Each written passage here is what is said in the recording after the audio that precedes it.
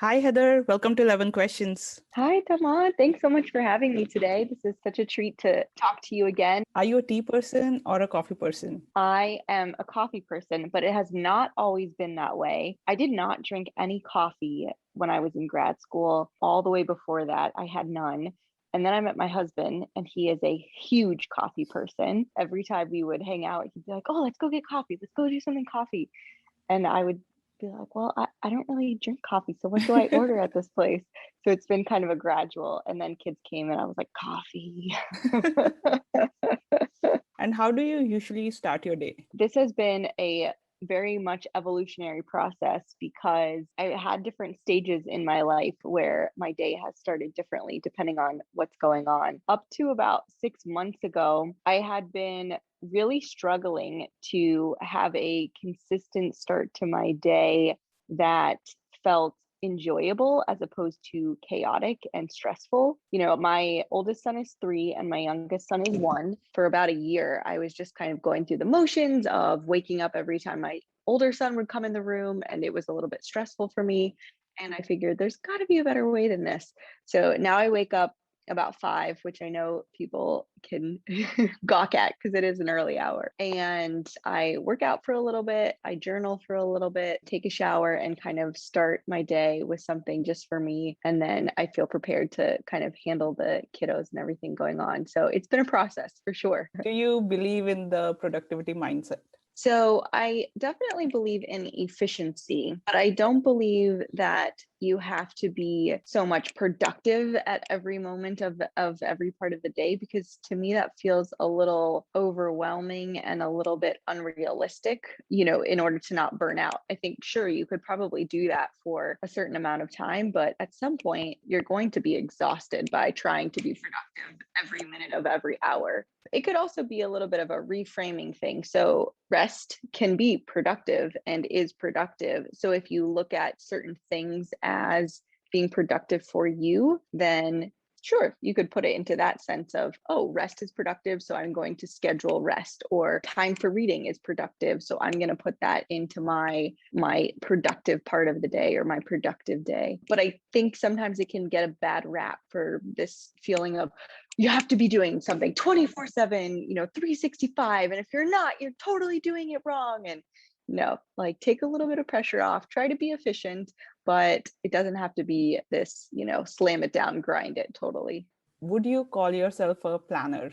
Yes, I would definitely call myself a planner. I'm very much a list person. I like to check off something on a list because it makes me kind of have that internal sense of accomplishment. Like, yes, even if it's really small, even if it's just like, this is kind of gross, pick up dog poop. Like, I like to check that off the list, like ridiculous things, because it just makes me feel a little bit like, okay, I got that done. I did it. I didn't want to do it, but I did it. Check off the list. And I also think that having a plan helps me take a lot of decision making out of things down the road. So if I typically every night, I'll kind of write out a plan. I tend to be hour by hour, but it's a little bit loose to where I can fill in certain things or add something in there. But if I know what I'm supposed to be doing or what's going on, I don't really have to think, oh, what was I supposed to do today? Like, was I supposed to do the laundry, or was I supposed to take my son to soccer practice? Like, what was I doing today? And if I just have it listed out, it just makes it more efficient for me to go, okay, that's what I'm doing next and moving on.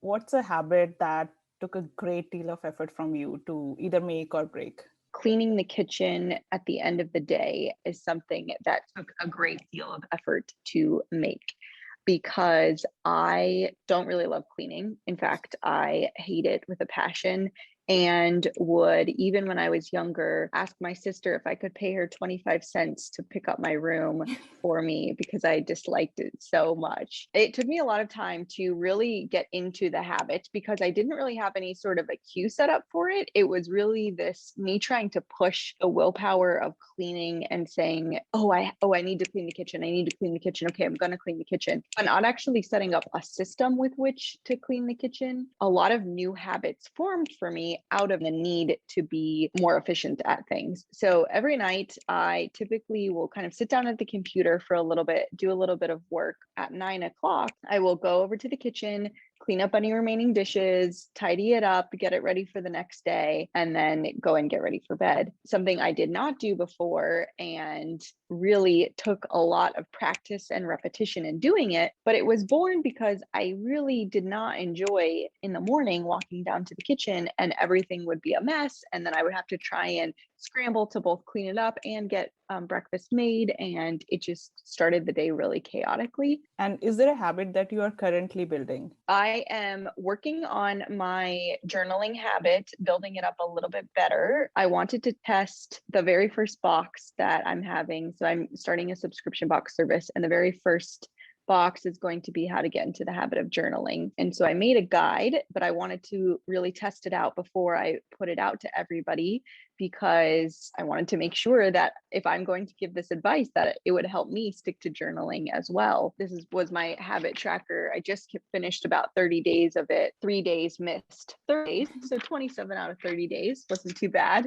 Who inspires you? One person who I feel has really inspired me over the course of the last few years, there's a lady named Emily Lay, and she is a small business owner who actually has a planner business, and she is a mother of 3 kids. She really inspires me because she not only built a business with small children, but because she is so wanting to help people, but also so willing to listen to different perspectives of all different types of people and how they accomplish things, how they live their life, and be an encourager for people. The other person I would say, my sister. My sister really inspires me. Even though we are very different people and we have very different ways of doing things, and even just some of our like belief systems, she very much inspires me because she is very reflective and very aware of different things that sometimes I gloss over. So